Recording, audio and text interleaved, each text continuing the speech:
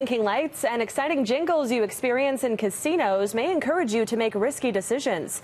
As Andrea McPherson has found, it could potentially trigger gambling behavior.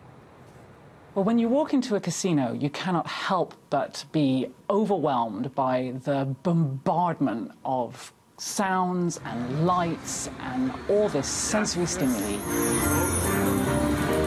But that could be a lot more than just noise to your brain. It could have a major impact on your wallet. UBC researchers believe these features can affect your decision-making process and encourage risky behavior. The technology behind slot machines has changed dramatically over the last couple of decades.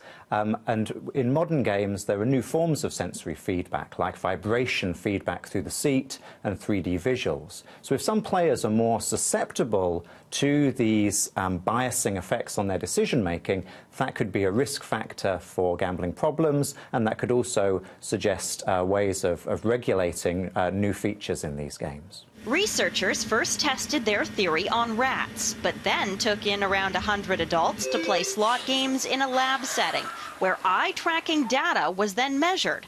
When lights and sounds were increased, that people made more risky decisions associated with unfavorable odds.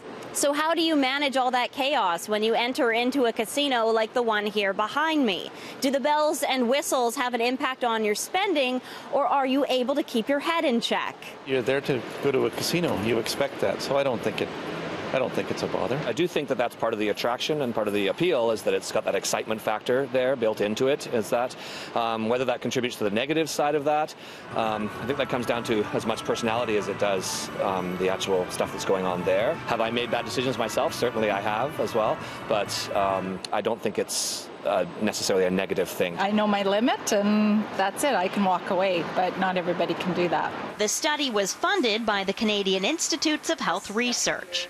In Vancouver, Andrea McPherson, City News.